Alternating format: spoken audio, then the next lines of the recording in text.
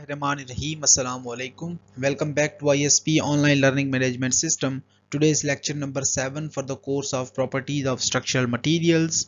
This course is generally for MSc Civil Engineering. I myself engineer Dr. Muhammad Aslam, Assistant Professor, Department of Civil Engineering, Institute of Southern Punjab, Multan. Today's lecture number 7 and week number 7. So these are your reference textbooks. In books के अलावा अगर आपके पास properties of concrete या concrete compositions के हवाले से कोई book available है तो उसको भी आप यूज कर सकते हैं. So in our today's class we are going to discuss about air entrainment, additives and admixtures के जो additional materials हम use करते हैं. Being an engineer हमें उनकी basic information, basic knowledge होनी चाहिए. उनको हम किस तरह से utilize करते हैं real industry के अंदर, उस चीज़ को हमने discuss करना है डिटेल में. Now coming back to the topic, first of all we have air entrainment. Air entrainment क्या होती है या क्या किस वजह से air को induce कराया जाता है members के अंदर. Because the damaging action of freezing and thawing involves the expansion of water on freezing, कि ये जैसे आपको ऑलरेडी ये लॉजिक है कि जब भी आपका जो वॉल्यूम ऑफ वाटर है वो कम होता है बनिस्बत वॉल्यूम ऑफ आइस के, यानी अगर आप एक प्लास्टिक की बोतल अगर आप फुल पानी की भर के अगर फ्रीज कर देते हैं घर के फ्रीजर के अंदर, तो अगले दिन जब आप ओपन करते हैं तो वॉल्यूम आइस के ज़्यादा होने की वजह से बोतल के जो ओरिजिनल डायमेंशंस हैं वो चेंज हो जाते हैं. तो एग्जैक्टली इसी तरह से जो कंक्रीट के अंदर पानी है वो प्रेजेंट होता है जब अगर आपका जो एटमॉस्फेरिक टेम्परेचर है वो माइनस में चला जाता है, जिसकी वजह से सराउंडिंग जो वाटर है वो फ्रीज हो जाता है. इसी तरह से जब कंक्रीट के अंदर का पानी फ्रीज हो जाता है तो पानी का जो आइस में कन्वर्जन है उसकी वजह से उसका वॉल्यूम ज़्यादा होता है, जिसकी वजह से अंदर से वो मेंबर को डिमोलिश कर सकता है या हल्के हल्के क्रैक्स इंड्यूस करा सकता है. So it is a logical to expect that if excess water can readily escape into the adjacent air-filled voids, damage of concrete will not occur. This is the underlying principle of air entrainment. कि concrete के अंदर जब हम air को induce कराते हैं उसका जो मेजर रीजन होता है, उसके बैक एंड पे जो थ्योरी है वो यही है कि जब वॉल्यूम बर्फ का ज्यादा होने की वजह से अंदर से मेंबर क्रैक जनरेट करा सकता है, तो उन क्रैक्स को रिड्यूस करने के लिए हम एक एडिशनल वॉइड्स प्रोवाइड करते हैं, जो कि जब आपका पानी बर्फ में कन्वर्ट होता है तो वो वॉइड्स जो हैं वो रेशो आपका फिल कर देता है जो बर्फ का वॉल्यूम है उस चीज को, जिसकी वजह से क्रैक्स इंड्यूस नहीं होते मेंबर के अंदर. तो ACI क्या कहता है कि ACI 201.2R said that the concrete to be resistant to freezing and thawing, जो कंक्रीट आप freezing and thawing को resist करने के लिए बना रहे हो should have a minimum water cement ratio of 0.5. 0.5 से ज़्यादा नहीं होना चाहिए किसी भी एंगल के अंदर. बाद में उसको मजीद मॉडिफाई करके 0.45 कंसीडर किया गया जो कि थिन मेंबर्स के लिए. थिन मेंबर्स सच एज आपके ब्रिज की डेक्स हैं, ब्रिज की स्लैब्स हैं, कर्व्स हैं, उन मेंबर्स के अंदर 0.45 जो है वो रिप्रेजेंटेड है, सजेस्टेड है from the codes. So alternatively concrete should not be expose to cycles of freezing and thawing until its strength has reach 25 megapascal, कि जब तक आपका कंक्रीट 24 मेगापास्कल या 3500 psi तक नहीं पहुंचता तो उस केस में हमने alternate freezing and thawing action को रिड्यूस कराना है, या उसको हमने अल्टरनेट वेटिंग एंड ड्राइंग या फ्रीजिंग एंड थाइंग एक्शंस जो हैं उनके हमने कंक्रीट को स्टॉप करना है या कंक्रीट के अंदर वो साइकिल्स को रिपीट नहीं करने देना. तो ये हमारा मेजर रीजन है फ्रीजिंग एंड थाइंग, जिसकी वजह से हम एयर को इंड्यूस कराते हैं मेंबर्स के अंदर. Air entrainment is an entrained air in concrete is defined as air intentionally incorporated by means of a suitable agent.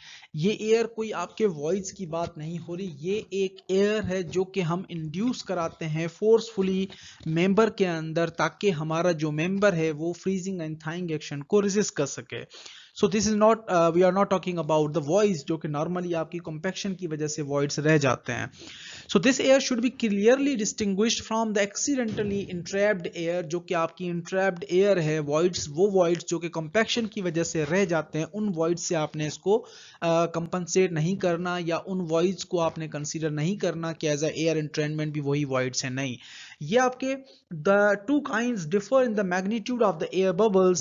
Those of entrained air having a typical diameter of 50 microns, 50 micrometers जो है या 0.002 inches की ये bubbles induce कराए जाते हैं through and suitable agent यानी admixture, कोई भी केमिकल एडमिक्सचर यूज किया जाता है इस तरह के वॉइड्स को जनरेट करने के लिए कंक्रीट के अंदर. whereas accidental air usually formed very much larger bubbles। जो आपके voids हैं, जो आपके वो voids compaction की वजह से रह गए, accidentally रह गए मेंबर के अंदर, उनके larger bubbles होती हैं, वो larger volume के अंदर होते हैं।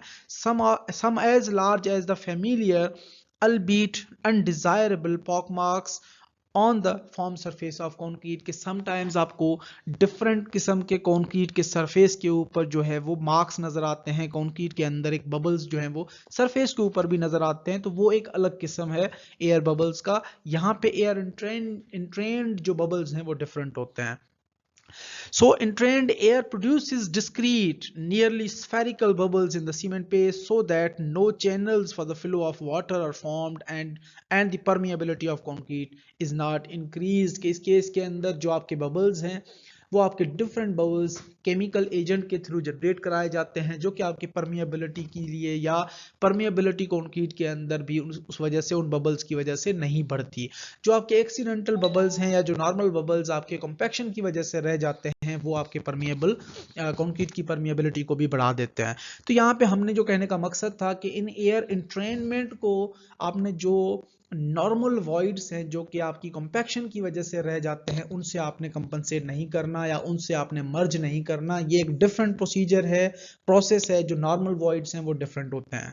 और ये एयर एंट्रेनमेंट जो वॉइड्स हैं never become filled with the products of hydration of cement as gel can form only in water. कि ये आपके जो हाइड्रेशन प्रोडक्ट्स हैं उनसे ये फिल नहीं होते। जेल पोर्स जो हैं वो डिफरेंट होते हैं। ये आपके जो पोर्स हैं, बबल्स हैं, वो कंक्रीट के अंदर रहते हैं। The improve resistance of air entrained concrete to frost attack was discovered accidentally when cement ground with beef tallow added as a grinding aid was observed to make more durable concrete than when no grinding aid was used। ये एक accidentally procedure follow किया गया था जिसके अंदर freezing and thawing action जो है, या आपका जो थाइंग एक्शन जो था वो सीमेंट पेस्ट के अंदर ऑब्जर्व किया गया फर्स्ट ऑफ ऑल। उसके बाद ये एक नया कॉन्सेप्ट जो है वो इंड्यूस कराया गया या डेवलप किया गया, जिसके अंदर जो है डिफरेंट एनिमल्स की जो फेट्स हैं उनको भी यूज किया गया था। The main types of air entraining agents are salts of fatty acids derived from the animals and vegetable fats and oils, beef tallows being an example of this type of group। कि ये आपके जो admixtures हैं वो different vegetables से और different जो आपके एनिमल्स हैं उनके फेट्स वगैरह से डिफरेंट एसिड्स निकलते हैं या बनाए गए। उन एसिड्स को as an air entraining air bubbles के तौर पे यूज किया गया। समहाउ ये जो हैं वुड रेजिन्स वगैरह से भी, अल्कली साल्ट्स वगैरह जो ऑब्टेन किए जाते हैं उनके जरिए से भी आप एयर एंट्रेनमेंट को इंड्यूस करा सकते हैं। Alkali salts of sulphated and sulphonated organic compounds वगैरह से भी आप अचीव कर सकते हैं। तो ये हमारे पास डिफरेंट सोर्सेज हैं जहां से जो है वो एयर एंट्रेनिंग एडमिक्सचर्स वगैरह बनाए जाते हैं और रियल इंडस्ट्री के अंदर यूज भी किया जाता है। So all the agents, all the sources admixture जो कि हमने डिस्कस किए, डिफरेंट सोर्सेज से मटेरियल्स जो हैं, इन तमाम मटेरियल्स को हम सरफेस एक्टिव एजेंट्स भी कहते हैं और सरफेक्टेंट्स भी कहते हैं। That is long chain molecules which orient themselves so as to reduce the surface tension of the water, the other end of the molecule being directed toward the air। Thus the air bubbles formed during mixing become stabilized, they are covered by the shed of air entraining molecules repelling one another and so preventing coalescence and ensuring a uniform dispersion of the air entrainment। ये particles जो हैं basically आपके combine नहीं होते, gels नहीं बनाते, ये आपके डिस्पर्स हो जाते हैं थ्रू आउट द सोल्यूशन। इनको सरफेस एक्टिव एजेंट्स भी कहा जाता है, जो कि सरफेस के ऊपर भी आप अप्लाई कर सकते हो और एज एन एडमिक्सचर कंक्रीट के अंदर भी ऐड कर सकते हैं। ये आपके पार्टिकल्स जो हैं, बबल्स जो हैं, ये इंड्यूस कराते हैं एयर कंक्रीट के अंदर और ये uniformly through out the mixture जो है वो डिस्ट्रीब्यूट हो जाते हैं। उसके बाद the air entraining admixture is normally dispensed into the mixer direct in the form of solution, और ये सोल्यूशन की तरह जो है वो मिक्स हो जाते हैं पूरी कंक्रीट के अंदर, जिसमें जो पार्टिकल्स हैं वो बजाय एक दूसरे को अट्रैक्ट करने के वो एक दूसरे को रिपेल करते हैं, एक दूसरे को धकेलते हैं, ताकि हर कॉर्नर और कोने के अंदर जो है वो ये पार्टिकल्स जो हैं, बबल्स जो हैं, डिस्ट्रीब्यूट हो जाएं through out the solution. Further, as we discussed, air entraining admixture is normally dispensed into the mixer directly in the form of a solution। ये हम solution के form में mixer के अंदर जो है वो directly add करते हैं। The timing of the discharge of the admixture into the mixer is of importance so as to ensure a uniform distribution and adequate mixing for the formation of the foam। यहाँ पे कहने का जो मकसद है वो ये है कि जब आप मिक्सर के अंदर एड मिक्सचर को डालते हैं, एयर ट्रेनिंग एड मिक्सचर को ऐड करते हैं, उसकी जो टाइमिंग है उसके बाद जो मिक्सिंग है कंक्रीट की, वो एक इम्पॉर्टेंट फैक्टर है जिसके अंदर आपकी तमाम जो डिस्ट्रीब्यूशन है मटेरियल की वो भी यूनिफॉर्मली हो जाए, और जिसकी वजह से आपका जो एयर बबल्स इंड्यूस होंगे कंक्रीट के अंदर वो भी यूनिफॉर्मली इंड्यूस होंगे। So if the other admixtures are used, such as आप air entraining admixture के साथ super plasticizer यूज कर रहे हैं, कोई retaining admixture या retarding admixture यूज कर रहे हैं, कोई accelerating admixture यूज कर रहे हैं, तो वहां पे हमें थोड़ा सा जो है वो केयर के साथ इन चीजों को यूज करना है। They should not come into contact with the air entraining admixture prior to entering the mixer into the mixer because their interaction could affect their performance। कि फर्स्ट ऑफ ऑल जब आप concrete के अंदर बाकी admixtures को भी अगर add करते हैं तो पहले मिक्सिंग से पहले, मिक्सर के अंदर ऐड होने से पहले दोनों एडमिक्सचर्स या इंट्रेनिंग एडमिक्सचर और any other type of admixture जो है ये आपस में मिक्स नहीं होने चाहिए। इनकी वजह से ओवरऑल जो मटेरियल है या ओवरऑल जो कंक्रीट है उसकी परफॉर्मेंस भी अफेक्ट हो सकती है। So air entraining admixtures can also be interground with the cement, but this allows not flexibility in the air content of the concrete, so that the use of air entraining cement should generally be limited to the minor construction। कि आप sometimes जो है air training को cement के type के अंदर भी induce कराया जाता है, लेकिन उसकी वजह से ओवरऑल परफॉर्मेंस जो है वो उस तरह से अचीव नहीं होती जिस तरह से डिजायर्ड होती है। तो यहाँ पे जो है हम एयर ट्रेनिंग को एज एन एडिशनल एडमिक्सचर के तौर पे ज़्यादा प्रीफर करते हैं ताकि जो है उसकी डिजायर्ड प्रॉपर्टीज जो है वो अचीव हो सकें। पास कुछ वैल्यूज सजेस्टेड हैं कोर्स की तरफ से। Air content required for the void spacing of 250 microns या 0.01 इंचेस की अगर आप प्रोवाइड करते हैं तो डिफरेंट सीमेंट कंटेंट के हिसाब से, डिफरेंट वाटर सीमेंट रेशोज के हिसाब से आपको एयर रिक्वायरमेंट की एक वैल्यू सजेस्टेड है कि आपने कितनी एयर रिक्वायरमेंट जो है वो प्रोवाइड करनी है इतने सीमेंट के कंटेंट के हिसाब से। तो ये हमारे पास जस्ट एक सजेशंस हैं कोर्स की तरफ से। हम मजीद जो जब प्रोवाइड करते हैं रियल इंडस्ट्री के अंदर तो वहाँ पे हम जो है वो स्पेसिफिकली इस चीज़ को डिटेल्स में कोर्स की तरफ से मजीद क्राइटेरियाज और कंडीशंस और गाइडलाइंस को डिस्कस करते हैं और अपनी रिक्वायर्ड वैल्यू को अचीव करते हैं। Of course that value must be within the allowable range, जो कि रेंज कोड की तरफ से रिकमेंडेड होती है या सजेस्टेड होती है। Now we have other types of additives and admixtures। even in admixtures या additives के अंदर हम air entraining admixtures को भी डिस्कस करेंगे। air entraining admixture जो बेसिक बैकग्राउंड था वो हम ऑलरेडी डिस्कस कर रहा है। अब जो admixtures air entraining हैं उनके अलावा जो दूसरे टाइप्स हैं admixtures के उनको हम डिटेल में डिस्कस करते हैं तो मजीद आपकी सारी जो चीज़ें हैं वो क्लियर हो जाएंगी। Admixtures, admixtures क्या होते हैं? Admixtures are those ingredients in concrete other than cement, water and aggregates that are added to the mixture immediately before or during mixing so as to obtain the required या desired properties। कि कोई भी desired properties achieve करने के लिए आप cement, water and aggregates के अलावा कोई भी ऐसा केमिकल मटेरियल ऐड करें जिससे आपकी जो रिक्वायर्ड या डिजायर्ड प्रॉपर्टीज हैं उनको आप अचीव करें, उन मटेरियल्स को एडमिक्सचर्स कहा जाता है। Admixtures and types of admixtures। admixtures के several types हैं, 8 different categories हैं। Number 1 is the air entraining admixtures. Air entraining हम ऑलरेडी डिस्कस कराए, उसको इंड्यूस कराने के लिए या एयर बबल्स को इंड्यूस कराने के लिए हम कौन से एडमिक्सचर्स यूज करते हैं या एयर इंट्रेनिंग एडमिक्सचर्स क्या रोल प्ले करते हैं। उसके बाद हमारे पास प्लास्टिसाइजर्स हैं। Then we have a retarding admixtures and accelerating admixtures.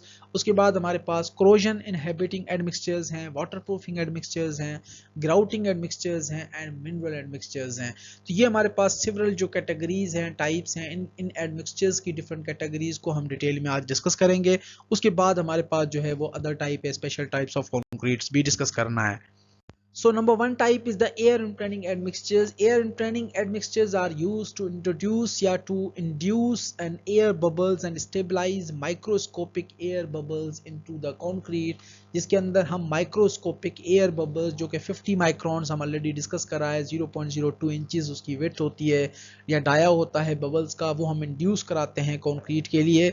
These bubbles are introduced by an air entraining agent, a type of chemical that includes deterrents। जिसके अंदर डिफरेंट डिटर्जेंट्स मटेरियल्स होते हैं, उन मटेरियल्स को ऐड करके, chemical material को add करके हम डिफरेंट एयर बबल्स इंड्यूस कराते हैं कंक्रीट के अंदर।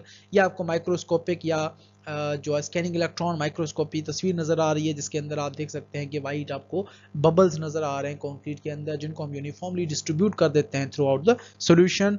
और ये आपको एक पिक्चर नज़र आ रही है एयर प्लस या एयर एंट्रेनिंग एडमिक्सचर जो कि मार्केट में as an as a different chemical admixture आपका मार्केट में अवेलेबल है।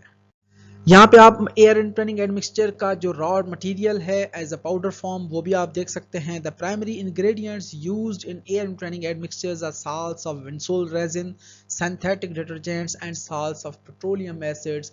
ये पेट्रोलियम एसिड्स हैं या विंसोल रेजिन्स हैं, सिंथेटिक डिटर्जेंट्स हैं।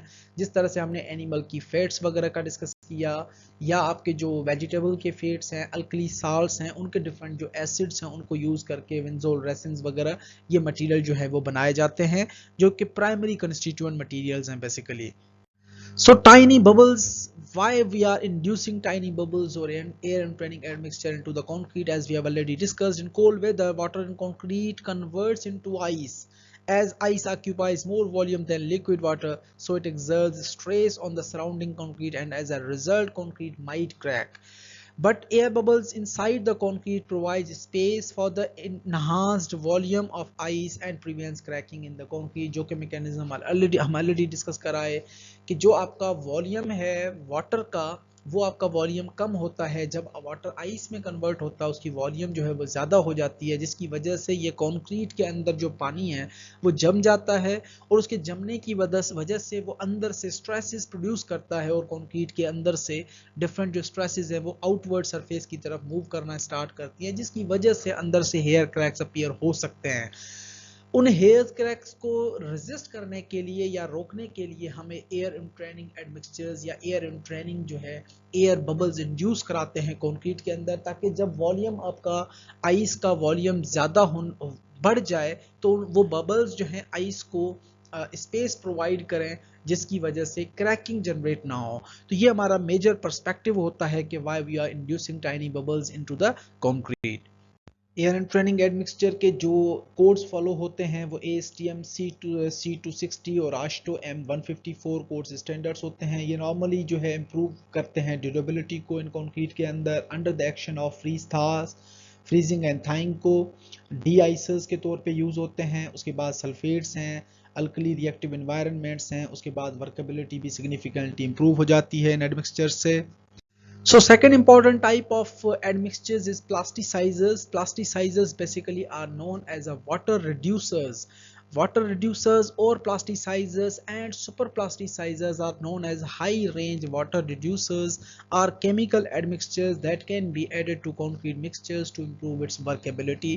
ये concrete की workability को बढ़ाने के लिए plasticizers यूज होते थे। सबसे पहले प्लास्टिसाइजर्स को हम वाटर रिड्यूसर्स कहते थे, उसके बाद जो है लेटेस्ट वर्जन इनका आया सुपर प्लास्टिसाइजर्स, जिनको हम हाई रेंज वाटर रिड्यूसर्स कहते हैं, जो कि वर्केबिलिटी ऑफ कंक्रीट को बढ़ाने के लिए यूज़ होते हैं। ये आपके जो इंडस्ट्रियल बाई प्रोडक्ट्स अवेलेबल हैं उनकी तस्वीरें भी नज़र आ रही हैं। यहाँ पे भी आप रॉ मटेरियल को देख सकते हैं। So in order to produce stronger concrete less water is added which makes the concrete mixer less workable and difficult to mix, necessitating the use of plasticisers.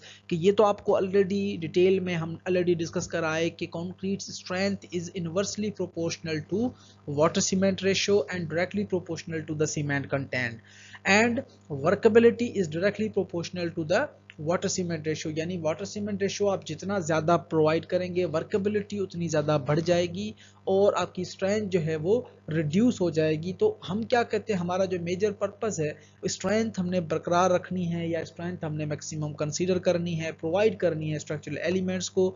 इस वजह से हम कम से कम पानी प्रोवाइड करेंगे। अगर हम पानी का अमाउंट बहुत कम कर देते हैं तो उसकी वजह से ये डिफ़िकल्ट हो जाएगा कंक्रीट को मिक्स करना, इजीली जो है वो मिक्स करना, उसको ट्रांसपोर्ट करना, उसको प्लेस करना, उसके बाद उसकी कॉम्पैक्शन करना। ये तमाम जो प्रोसीजर्स हैं ये बहुत ज़्यादा कॉम्प्लिकेटेड और डिफ़िकल्ट हो जाएंगे। इस वजह से ये हमारे लिए बहुत ज़्यादा ज़रूरी हो जाता है कि हम कोई भी वाटर रिड्यूसर यूज़ करें या कि प्लास्टिसाइज़र यूज़ करें, जिसकी वजह से हम वर्केबिलिटी को अचीव कर सकें। So now we have a action of plasticizers. Action किस तरह से plasticizers काम करते हैं?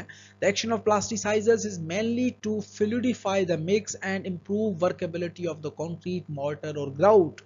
जो आपका मेजर पर्पस है प्लास्टिसाइजर्स का वो वर्केबिलिटी को बढ़ा देते हैं या फ्लूइडिटी ऑफ कंक्रीट को बढ़ा देते हैं, जिसकी वजह से फ्लूइडिटी बढ़ जाती है कंक्रीट की भी वर्केबिलिटी और मोर्टर की भी, ग्राउट की भी, लीन कंक्रीट की भी, एनी टाइप ऑफ कंक्रीट की आप वर्केबिलिटी बढ़ा सकते हैं बाय यूजिंग सुपर प्लास्टिसाइजर या प्लास्टिसाइजर्स। ये किस तरह से काम करते हैं पार्टिकल्स? ये बेसिकली आपके फ्लोकुलेशन ऑफ सीमेंट पार्टिकल्स, ये सीमेंट पार्टिकल्स जो हैं उन असल में एक्चुअली क्या होता है कि जो आपका पानी है, वाटर सीमेंट रेशियो है, वो आपका इंट्रैप हो जाता है सीमेंट पार्टिकल्स के अंदर। तो हमारे जो पार्टिकल्स हैं या जो सुपर प्लास्टिसाइजर है या प्लास्टिसाइजर है, वो क्या करता है, उन तमाम सीमेंट पार्टिकल्स के सराउंडिंग में एक छोटी सी परत बना लेता है, छोटी सी लेयर बना लेता है, जिसकी वजह से ये पार्टिकल्स एक दूसरे के से रिपल करना स्टार्ट कर देते हैं, ये दूर होना स्टार्ट कर देते हैं, जिसकी वजह से जो इंट्रैप्ड वाटर है वो फ्री हो जाता है और पानी जो है आपकी वर्केबिलिटी को इंक्रीज कर देता है। सो ये particles basically electrostatic repulsion create करते हैं सीमेंट पार्टिकल्स के हिसाब से, जिसकी वजह से सीमेंट के पार्टिकल जो है वो डिस्पर्स हो जाते हैं और इंट्रैप्ड वाटर जो है वो रिलीज हो जाता है, जिसको हम फ्लक्चुएशन ऑफ सीमेंट पार्टिकल्स भी कंसीडर करता है। तो ये एक पूरा प्रोसीजर है या एक्शन ऑफ प्लास्टिसाइजर है कि प्लास्टिसाइजर्स एक्चुअली किस तरह से काम करते हैं जब हम कंक्रीट के अंदर उनको ऐड करते हैं, और प्लास्टिसाइजर्स किस तरह से वर्केबिलिटी को इंक्रीज करते हैं। Plasticizers are also often used when pozzolanic ash is added to the concrete to improve strength. Pozzolanic ash अगर आप concrete के अंदर strength बढ़ाने के लिए use करते हैं तो वहाँ पे भी आप plasticizers वगैरह use कर सकते हैं। या आपको एक plasticizer concrete नज़र आ रही है जिसके अंदर concrete की आप workability को easily देख सकते हैं। Adding 1 to 2% plasticizer per unit weight of cement is usually sufficient. Adding an excess amount of plasticizer will result in excessive segregation of concrete, which is not advisable. क्या आप अगर 1 to 2% use करते हैं plasticiser तो 1 to 2% के range के अंदर आपकी एक बहुत अच्छी वर्केबिलिटी अचीव हो सकती है कंक्रीट के अंदर। अगर आप इससे ज़्यादा प्रोवाइड करते हैं तो उसकी वजह से कंक्रीट के जो सेग्रीगेशन के चांसेस हैं, डिफेक्ट्स आने के चांसेस हैं, वो बहुत ज़्यादा हो जाते हैं, जिसकी वजह से कोर्ट्स भी रिकमेंड नहीं करते और आप लोगों ने प्रोवाइड भी नहीं करना है। So the use of plasticizers in concrete normally gives flowable concrete with very high slump value. जो अगर आप प्लास्टिसाइजर यूज करते हैं तो ओवरऑल जो कंक्रीट का स्लम्प है वो आपको बहुत ज़्यादा मिलता है, जिसकी वजह से कंक्रीट आपका कंप्लीटली फ्लोएबल कंक्रीट कहलाता है। अगर आपके कंक्रीट के अंदर फ्लोएबिलिटी ज़्यादा है, वर्केबिलिटी ज़्यादा है, it enables easy placing of concrete even in areas of heavy reinforcing steel congestions। क्या अगर आपकी वर्केबिलिटी कंक्रीट की बहुत अच्छी है तो अगर आप उस रीजन्स के अंदर जहाँ पे स्टील रिइंफोर्समेंट बहुत ज़्यादा प्रोवाइडेड है, जंक्शंस हैं जहाँ पे कंजेशन ऑफ रिइंफोर्समेंट्स है, तो वहाँ पे कंक्रीट जो है लाइक वाटर प्रॉपरली फिल हो जाता है, तमाम जो आपके पोर्शंस हैं, कॉर्नर्स हैं, उनके अंदर वहाँ पे वॉइड्स वगैरह या गैप्स वगैरह के चांसेस बहुत कम रह जाते हैं।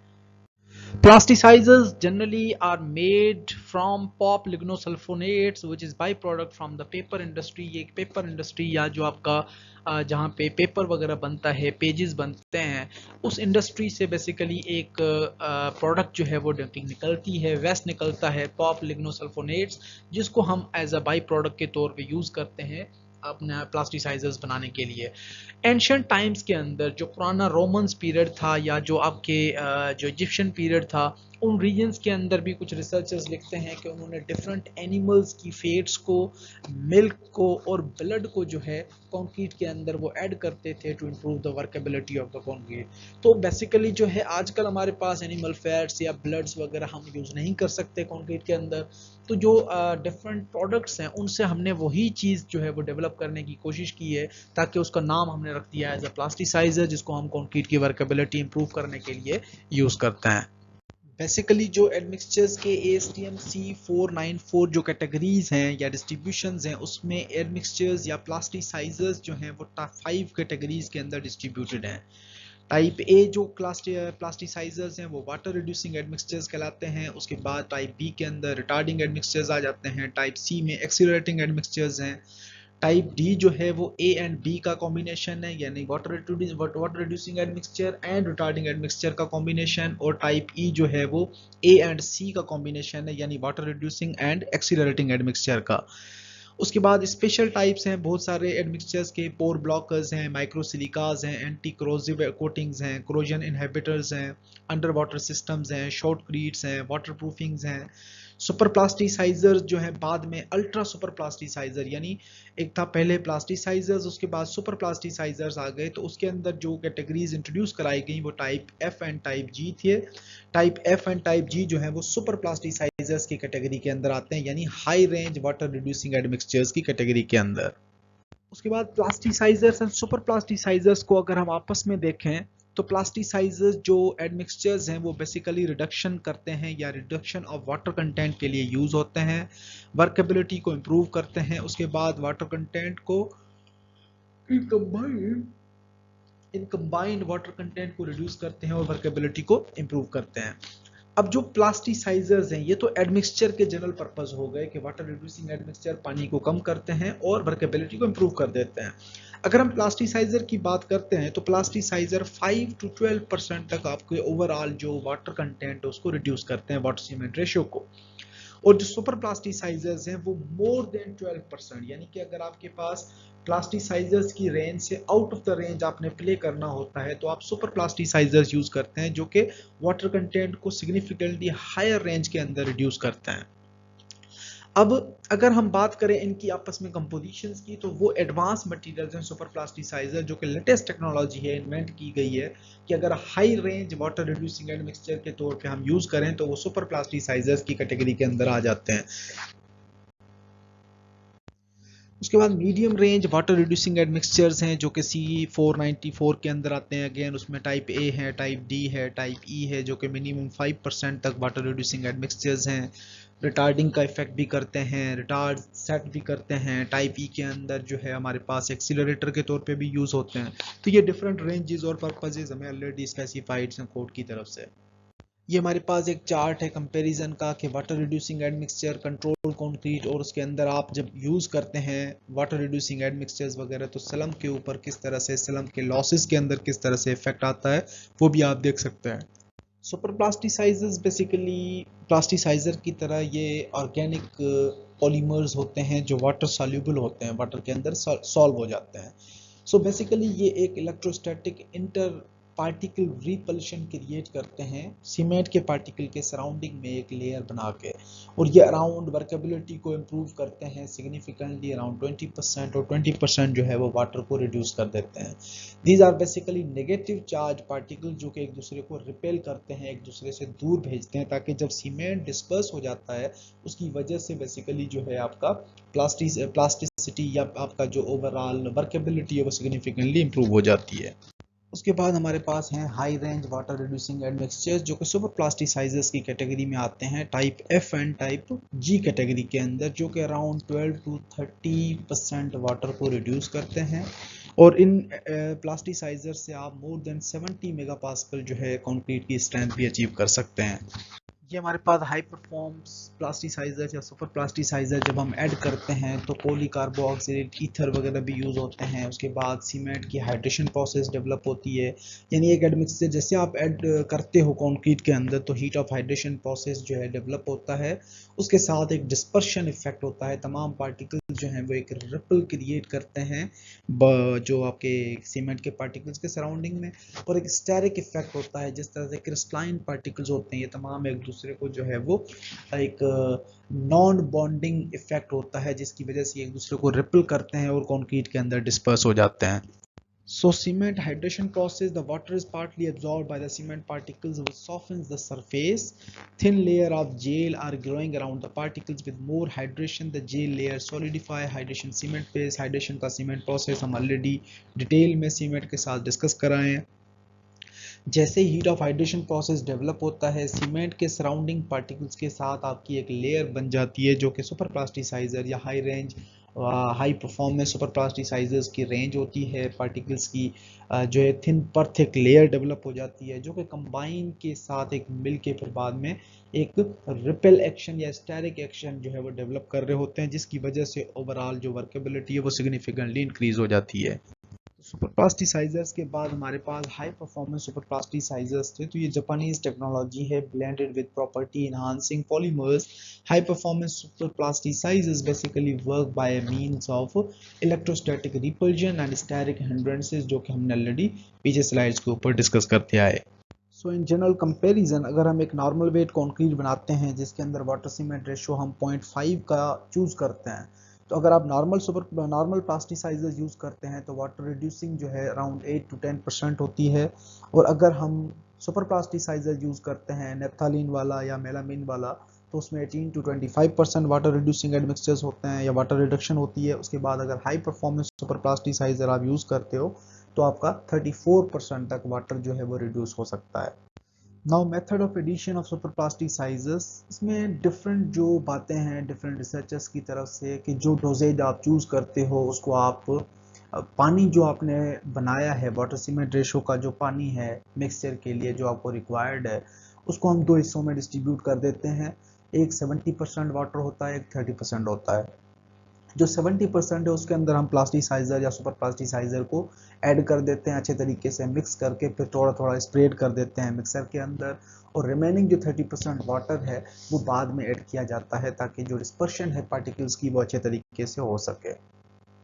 So third important category of admixtures is the retarding admixtures. Retarding admixtures are used to slow down the speed of the reaction between cement and water by affecting the growth of hydration products or reducing the rate of water penetration to the cement particles. The use of a retarder will increase the setting time and may delay strength development of the concrete. ये retarding admixtures retarder है। Retarder यानी कि concrete का जो reaction है उसको slow down कर देता है, यानी हीट ऑफ हाइड्रेशन प्रोसेस है। हाइड्रेशन प्रोडक्ट्स जो डेवलप होती हैं सीमेंट के अंदर कंक्रीट के अंदर जब आप पानी ऐड कर देते हैं तो इस प्रोसेस को बेसिकली स्लो डाउन कर देता है, जिसको हम increasing the setting time of concrete भी कंसीडर करते हैं। और ये एक प्रोसेस जब आपके रिएक्शन को स्लो डाउन कर देता है जिसकी वजह से ऑफ कोर्स जो स्ट्रेंथ डेवलपमेंट है वो भी स्लो डाउन हो जाती है। तो ये हम मेगा स्ट्रक्चर्स के अंदर फॉर एग्जांपल हम जहाँ पे जंक्शंस या कोई जॉइंट प्रोवाइड नहीं करना चाहते या सम रीजन्स के अंदर आपकी मास कंक्रीटिंग हो रही है, वहाँ पे आपकी कोई मशीन या मिक्सर वगैरह कोई फेल हो जाता है, तो उस केस के अंदर भी हम अवॉइड करते हैं या हम प्रीफर करते हैं कि इस तरह का कोई रिटार्डिंग एडमिक्सचर यूज़ किया जाए ताकि वहाँ पे जो जंक्शन या जॉइंट आना है वहाँ पे कंक्रीट का जो रिएक्शन है वो स्लो डाउन हो जाए, ताकि तब तक जो है वो हम अपने कंक्रीट को अपना जो एडिशनल जो प्रोवाइड है मटेरियल जो पीछे सप्लाई आ रही है उसको हम कंटिन्यू रख सकें। इवन सम के केसेस के अंदर जैसे आपका मुल्तान के सिटी के सेंटर के अंदर कोई कंस्ट्रक्शन हो रही है तो आप प्रीफर करते हैं कि नाइट में कंक्रीटिंग हो, या आप मजबूरन जो है वो दिन के टाइम पे करते हैं तो ट्रैफिक के कंजेशन या जो जैम होने की वजह से आप रिटार्डिंग एडमिक्सचर भी यूज़ करते हैं कंक्रीट के अंदर, ताकि कंक्रीट आपका जब प्लांट से निकले और इनिशियल फाइनल सेटिंग टाइम को हो इंक्रीज करके उसको प्रॉपर्ली जो है वो यूटिलाइज कर सकें और रिक्वायर्ड प्रॉपर्टीज हम अचीव कर सकें कंक्रीट के अंदर। So retarders can be used to allow the placing of a large pour of concrete over several hours. Retarders आप यूज करते हैं concreting आपकी जब several hours के लिए चल रही होती है उस केस के अंदर भी, to place concrete in layers without cold joints को avoid करने के लिए, to extend the time between mixing and placing के दरमियान टाइम को बढ़ाने के लिए, and to prevent setting of the concrete in the truck in case of delay. अगर ट्रक कहीं ट्रैफिक में फंस जाता है कोई डिले हो जाता है तो वहाँ पे भी हम कंक्रीट के जो मिक्सर है या कंक्रीट का जो रोटेटिंग ड्रम है उसके अंदर कंक्रीट की जो प्लेसिंग है उसको अवॉइड करने के लिए भी हम रिटार्डर्स को यूज़ करते हैं। इसी तरह से जो रिटार्डिंग एडमिक्सचर हैं वो भी ASTM C494 type B classification के तहत ये डिलेइंग सेटिंग टाइम और हार्डनिंग रेट को कंट्रोल करते हैं। हॉट वेदर कंक्रीटिंग के लिए भी आप यूज़ कर सकते हो, डिफिकल्ट प्लेसमेंट्स के लिए भी, और स्पेशल फिनिशिंग प्रोसेस वगैरह के लिए भी आप रिटार्डिंग एडमिक्सचर्स वगैरह को प्रीफर करके यूज़ कर सकते हैं। So the typical materials used as a retarders, जो retarders के लिए हम मटेरियल यूज़ करते हैं वो बेसिकली लिग्निन है, बोरैक्स है, शुगर्स हैं, टार्टरिक एसिड्स एंड साल्ट्स हैं। सब कुछ किस्म के साल्ट्स हैं, ज़्यादातर जो साल्ट्स हैं वो एज अ आपके एक्सीलरेटर के तौर पे यूज़ करते हैं, लेकिन जो कुछ किस्म के साल्ट्स हैं वो एज अ आपके रिटार्डर के तौर पे भी काम करते हैं। कुछ शुगर्स हैं, मीठी चीज़ें हैं, बोरैक्सेस हैं, लिग्निन मटेरियल्स हैं। तो ये आपके तमाम मटेरियल जो हैं बेसिकली यूज़ होते हैं for the case of plasticisers, for the case of retarding admixtures. Sorry, उसके बाद हमारे पास है accelerating admixture. Accelerating admixture actually is the reverse of retarding admixture. Retarding admixture reaction को स्लो डाउन कर देता है, इसी तरह से एक्सीलरेटिंग एडमिक्सचर जो है वो एक्सीलरेट करता है, फास्ट करता है हीट ऑफ हाइड्रेशन रिएक्शन को। So the admixture that causes an increase in the rate of hydration of the hydraulic cement and thus shortens the time of setting, increases the rate of strength development। ये आपके overall heat of hydration process को fast कर देता है जिसकी वजह से initial setting time and final setting time जो है सिग्निफिकेंटली रिड्यूस हो जाते हैं और स्ट्रेंथ डेवलपमेंट प्रोसीजर जो है वो फास्ट हो जाता है। तो ये हमारे पास कुछ जो है आपको नज़र आ रही हैं फिनिशिंग एड्स और कंट्रोल फिनिश के जो प्रोडक्ट्स हैं एज एक्सीलरेटिंग एंड मिक्सचर के तौर पे, और ये वाइट कलर के आपको नीचे पार्टिकल्स या जो आपका रॉ मटेरियल जो है वो भी आपको नज़र आ रहा है। सो द एक्सीलरेटिंग एडमिक्सचर जो है नॉर्मली अलो करता है कंक्रीट वर्कर को to remove forms quickly, get on to a concrete surface for finishing and sometimes even put loads on it earlier such as when diverting foot traffic to the patching to do the patching. Sometimes हम क्या करते हैं कि हमारे पास quickly strength required होती है या कोई ऐसा रोड के सरफेसेस हैं या कोई ऐसी कंस्ट्रक्शन है जहाँ पे आपको अर्ली स्ट्रेंथ डेवलपमेंट की ज़रूरत होती है या आपको जो शटरिंग या फॉर्म वर्क है उसको आपने रिमूव करके क्विकली जो है वो यूज़ करना है। कहीं इमरजेंसी में कोई ऐसा एलिमेंट है जो टूट जाता है जिसकी जगह पे हमने रिप्लेसमेंट एलिमेंट फटाफट जो है वो बनाना है जिसके अंदर क्विकली लोड आपके ट्रांसफ़र करना है, तो दोनों केसेस के अंदर आप एडमिक्सचर्स वगैरह जो है वो एक्सीलरेटिंग एडमिक्सचर यूज़ कर सकते हैं। Accelerators counteract the influence of cold weather which slows down the curing and setting process। कि अगर आप एक्सीलरेटिंग एडमिक्सचर यूज करते हो और वेदर आपका सराउंडिंग वेदर जो है वो बहुत कोल्ड है तो वहां पे भी ये अगेंस्ट में काम कर रहा होता है, यानी कि आपका जो प्रोसीजर है या आपका जो एक्सीलरेटिंग एडमिक्सचर है वो दोबारा स्लो डाउन हो जाता है। इसकी वजह से हमने वहां पे भी एहतियात के साथ काम करना होता है ताकि जो हमारा एक्सीलरेटिंग एडमिक्सचर है वो प्रॉपरली जो पर्पस है उसको यूटिलाइज किया जा सके। एक्सीलरेटिंग एडमिक्सचर में सबसे ज़्यादा जो यूज़ होता है एडमिक्सचर वो आपका कैल्शियम क्लोराइड है। Calcium chloride is a common accelerator use to accelerate the time of set and rate of the strength gain. की आपका कॉमन एक्सीलरेटर के तौर पे जो सबसे ज़्यादा हाईली मटेरियल यूज़ होता है पूरी दुनिया में that is the calcium chloride. Like other admixtures ASTM-C494 जो है वो टाइप सी हमें एक्सीलरेटिंग एडमिक्सचर के भी डिफरेंट जो है वो पर्सपेक्टिव्स बताता है कि हाइड्रेशन और अर्ली स्ट्रेंथ गेन किस तरह से अचीव होती है। उसके बाद जो है हमारे जो कैल्शियम क्लोराइड एक्सीलरेटर के तौर पर अगर हम यूज़ करते हैं तो उसके कुछ ड्रॉबैक्स भी हैं। वो ड्राइंग श्रिंकेज कंक्रीट की बढ़ जाती है, रीइंफोर्समेंट के क्रोजन के चांसेस भी बढ़ जाते हैं, कंक्रीट के स्केल ऑफ होने के चांसेस भी होते हैं और डार्क कंक्रीट का जो कलर है वो भी थोड़ा सा डार्क हो जाता है, चेंज हो जाता है। तो ये थोड़े से ड्रॉबैक्स वगैरह भी हैं, लेकिन एज एक्सीलरेटिंग पर्पसेज आप यूज़ भी कर सकते हैं डिफरेंट एडमिक्सचर्स को। उसके बाद हमारे पास आ जाता है special type of admixtures that is corrosion inhibiting admixtures। corrosion inhibiting admixtures that are normally, इस नाम से ही हमें पता चल जाता है कि वो एडमिक्सचर जो कि हम वहाँ यूज़ करें जहाँ पे corrosion के चांसेस स्टील इन्फोर्समेंट के अंदर ज़्यादा होता है। तो अगर आपका corrosion के चांसेस ज़्यादा होते हैं तो वहाँ पे कंक्रीट के अंदर जब आप एक एडमिक्सचर्स को यूज़ करते हैं तो वो एडमिक्सचर्स जो स्टील बार है उसके सराउंडिंग में एक छोटी सी हल्की सी परत बना लेते हैं जिसकी वजह से जो वाटर है वो आपका उस बार तक नहीं पहुँच पाता। So the function of this type of admixture is to enhance the long-term durability of reinforced concrete by enhancing the passivation to the cathodic and or anodic areas of the embedded steel। कि जो steel है उसके cathodic and anodic Jones के अंदर वो different जो passivation for conditions हैं उसको फॉलो करते हैं जिसकी वजह से आपका ओवरऑल जो स्टील है वो सर्वाइव करता है लॉन्गर ड्यूरेशन के लिए। तो यहाँ पे हम क्या करते हैं comparison between the reinforcing steel with and without concrete corrosion inhibitor. और ये आपका स्टील जो जहाँ पे आप नॉर्मली कंस्ट्रक्शन कर रहे होते हो, वाटर रिटेनिंग स्ट्रक्चर्स हैं या पानी के अंदर जो आप स्ट्रक्चर्स बनाते हैं या ऐसे एरियाज जहाँ पे वाटर जो आपका ग्राउंड वाटर टेबल है वो बहुत ज़्यादा हाई होता है, उस रीजन्स के अंदर आपके फाउंडेशंस जो हैं वो भी डैमेज हो सकते हैं। सो कोरोजन अगर स्टील की बार को रीइंफोर्स कंक्रीट मेंबर के अंदर कोरोड हो जाता है वो तो तमाम स्टील को अंदर से ही वो खोखला कर देता है जिसकी वजह से अंदर से जो है वो इंटरनल स्ट्रेसेस डेवलप होती हैं जिसकी वजह से मेंबर आपका क्रैक होना स्टार्ट हो जाता है। तो corrosion inhibiting एडमिक्सचर सक्सेसफुली पूरी दुनिया यूज़ कर रही है। इसके मजीद जो क्या प्रोसेसेस हैं वो किस तरह से काम करता है उसको भी हम डिटेल में डिस्कस करते हैं।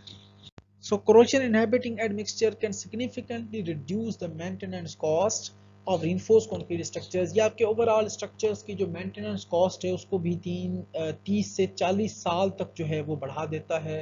सर्विस लाइफ उसकी इंक्रीज हो जाती है और ओवरऑल आपका स्ट्रक्चर जो है वो ड्यूरेबल स्ट्रक्चर बनता है। इसके अंदर क्या होता है कि जो आपने एडमिक्सचर यूज़ किया है corrosion inhibiting एडमिक्सचर वो स्टील की बार के सराउंडिंग में जाके एक प्रोटेक्टिव लेयर बना लेता है। जिस तरह से आपको ग्रीन मार्क में कलर नज़र आ रहा है, येलो कलर नज़र आ रहा है दोनों इमेजेस में। तो यहाँ पे जैसे ही कोई मेंबर आपका क्रैक होता है, तो क्रैक होने की वजह से जो बाहर से आपका पानी जो है पेनिट्रेट करने की कोशिश करता है मेंबर के अंदर, और अंदर जो बार के सराउंडिंग में जो एडमिक्सचर है वो आपके उन क्रैक्स के अंदर फिल होना स्टार्ट हो जाता है, जो कि एक ब्लॉकेज क्रिएट करता है आपके पानी को बाहर तक पहुंचने में, उसको रोकता है। तो इस वजह से जो आपका पानी है वो स्टील के बार तक पहुंच ही नहीं पाता, जिसकी वजह से आपका क्रोजन का पूरा मैकेनिज्म जो है वो हो नहीं पाता, और ओवरऑल आपका जो स्ट्रक्चर है वो सर्विसेबल स्ट्रक्चर रहता है या ड्यूरेबल स्ट्रक्चर रहता है। अगर इस पिक्चर के अंदर आप देखें तो पहला पिक्चर जो है वो आपको नज़र आ रहा है कि जैसे ही क्लोराइड की जो अटैक होता है आपके रीइंफोर्समेंट के ऊपर, और ऑक्सीजन और प्रेजेंस ऑफ वाटर के दौरान जो नेगेटिव और पॉजिटिव चार्जेस हैं, वहाँ पे जैसे ही क्लोराइड अटैक करता है स्टील के ऊपर, तो ऑक्सीजन के साथ रिएक्ट करने के बाद जो है वो रस्टिंग अपीयर होती है। ये नॉर्मल कंडीशंस होती हैं। अगर आप कोरोजन इनहिबिटिंग एडमिक्सचर यूज़ करते हो स्टील के सराउंडिंग में या कंक्रीट के अंदर, तो वो स्टील के सराउंडिंग में आ जाता है, वो एक लेयर बना लेता है स्टील के सराउंडिंग में। जैसे ही क्लोराइड अटैक करते हैं तो ऑक्सीजन और पानी जो है वो दोनों प्रेजेंट हैं, लेकिन क्लोराइड जो है वो रिएक्ट नहीं कर पाता उन चीज़ों से, स्टील से, जिसकी वजह से जो है वो रस्टिंग प्रोसीजर जो है वो पूरा का पूरा डिमोलिश हो जाता है, ख़त्म हो जाता है। कोरोजन इनहिबिटिंग एडमिक्सचर में जो सबसे ज़्यादा एडमिक्सचर दुनिया में यूज़ होता है दैट इज़ कैल्शियम नाइट्राइट, और ये आपके जो 1970s के अंदर अराउंड स्ट्रक्चर जो बनाए गए थे जिनके अंदर कैल्शियम नाइट्राइट यूज़ किया गया था, still contains the original level of nitrite and show no signs of deterioration. कि जो 1970s में बनाए गए थे उनको आज 50 साल होने को हैं, तो वो स्ट्रक्चर्स अभी भी ओरिजिनल कंडीशंस के अंदर हैं, और उसके अंदर कोई भी जो कोरोजन का साइन है स्टील के अंदर वो अपीयर नहीं हुआ, और स्टील जो है वो ओरिजिनल पोजीशन के अंदर बरकरार है। We have a waterproofing admixtures. अब waterproofing admixtures बेसिकली जो हमारा पर्पस होता है कि जब हम पानी कंक्रीट के अंदर ऐड करते हैं, so water is considered as an essential component in the concrete production, in placement and for the curing purpose.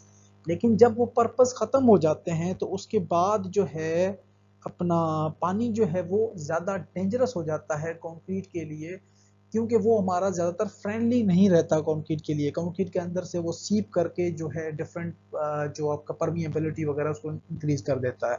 So depending on the function and the nature of its exposure, concrete can of course perform well in wet environments as a naturally porous material, though, and one that is prone to cracking. Concrete is vulnerable to water infiltration.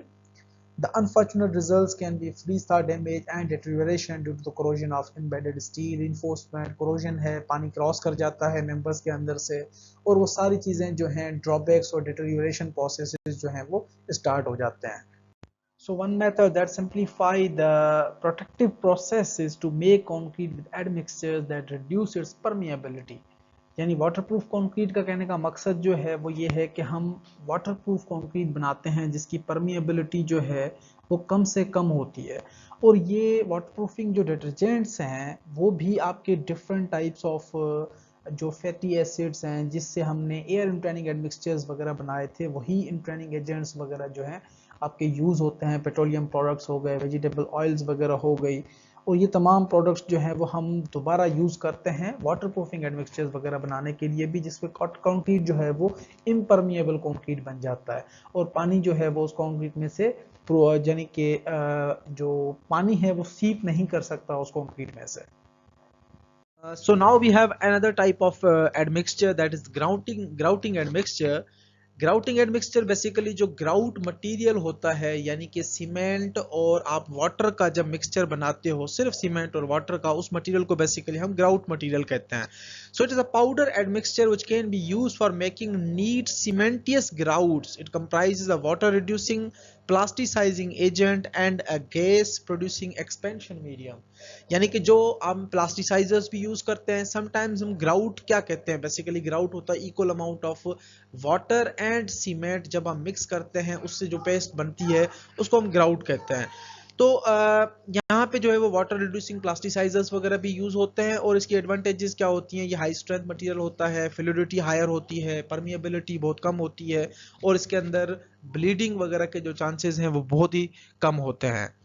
ये हमारे पास grout material है जिसको हम grouting जब use करते हैं, किस तरह से रियल इंडस्ट्री के अंदर ग्राउटिंग मटेरियल अप्लाई होता है, यहाँ पे आप देख सकते हैं इस पिक्चर के अंदर, इमेज के अंदर भी।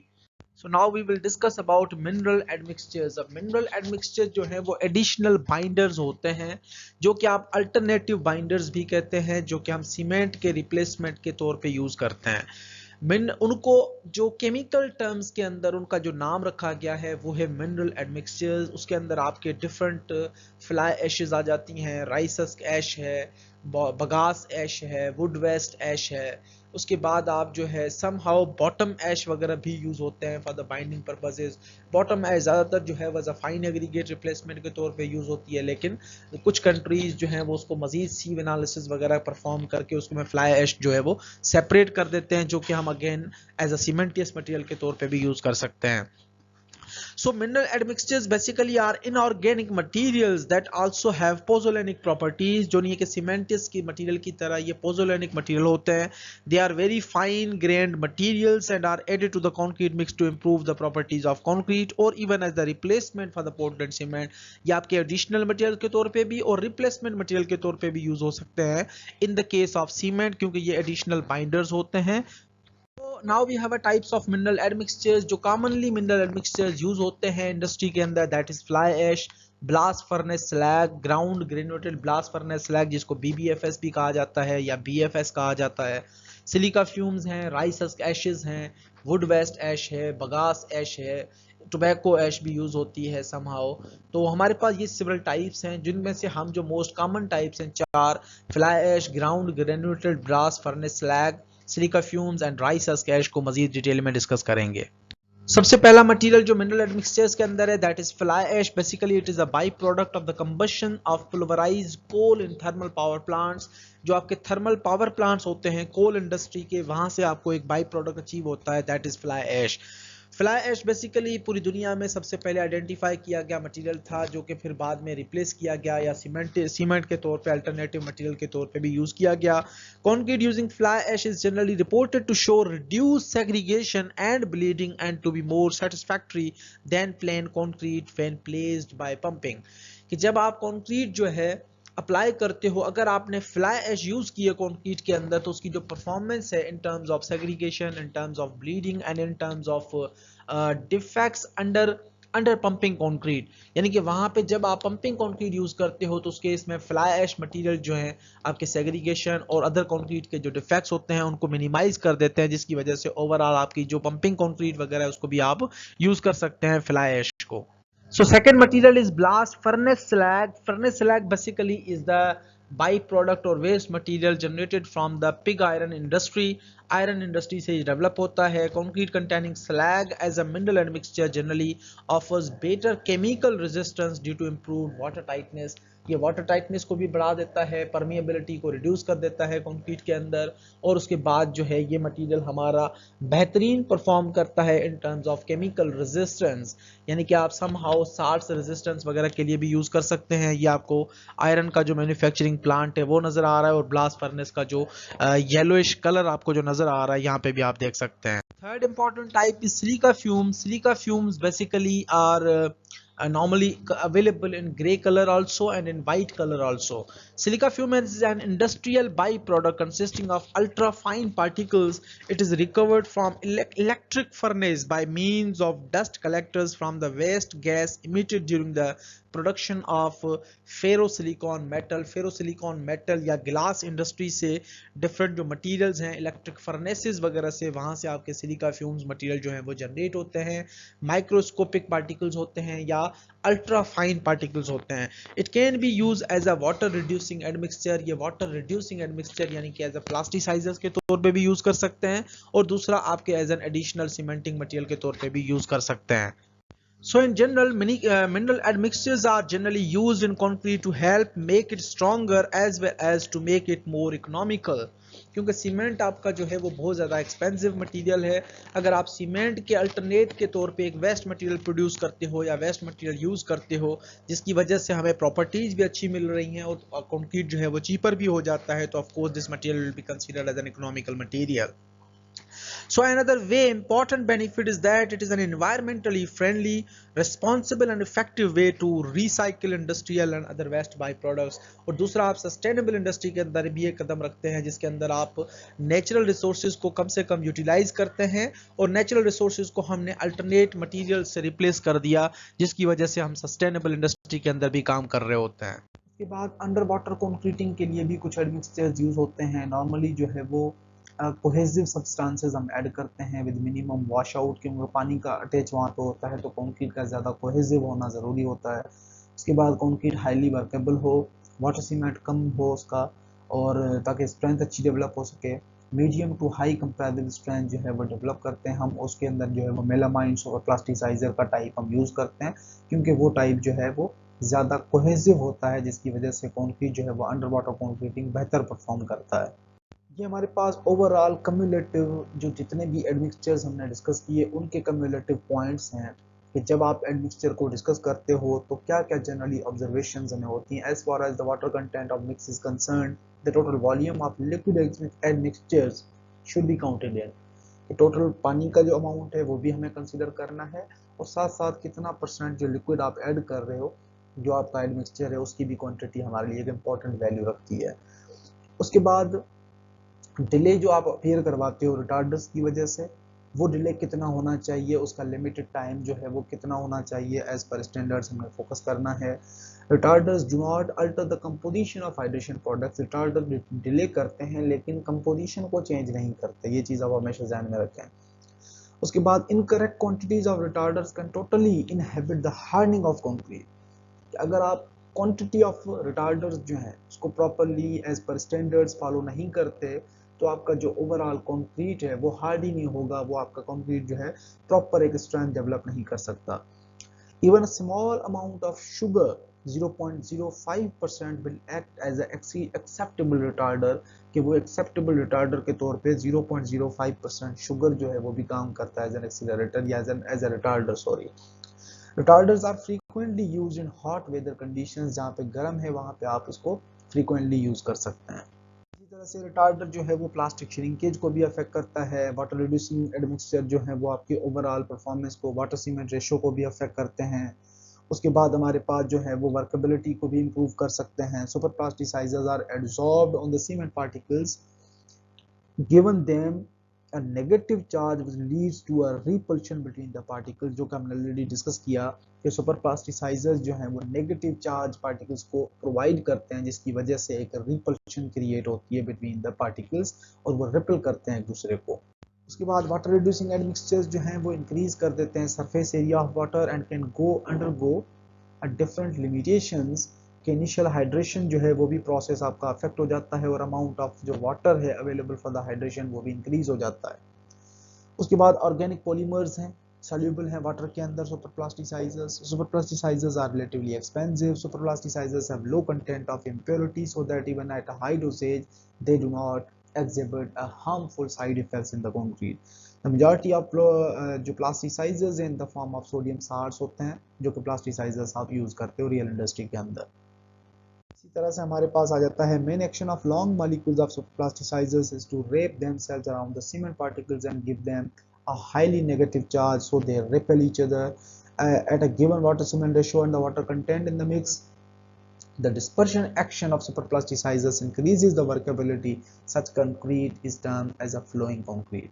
The second use of superplasticizers is the production of concrete of normal workability but with an extremely high strength owing to a very reduction in the water cement ratio. ये superplasticizer जो है वो water को जितना amount को कम करता है, जिसकी वजह से आप एक हाई स्ट्रेंथ कंक्रीट जो है वो अचीव कर सकते हैं विद गुड वर्केबिलिटी। इसी तरह से हमारे पास इंक्रीजिंग वर्केबिलिटी के हिसाब से नॉर्मल डोजेज है प्लास्टिसाइजर या सुपर प्लास्टिसाइजर्स का, वो normally 5 to 20 litres per cubic metre of concrete जो है वो वेरी कर रहा होता है।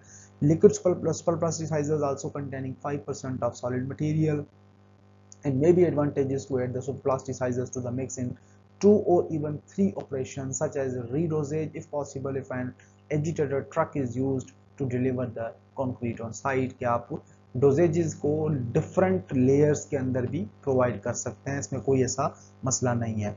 The finer the cement the higher the dosages of super plasticizer is required. जितना सीमेंट का साइज जो है वो फाइनर होता है, उतना ही हायर डोजेज जो है वो रिक्वायर्ड होता है सीमेंट को, कंक्रीट को हार्ड करने के लिए। Thank you very much.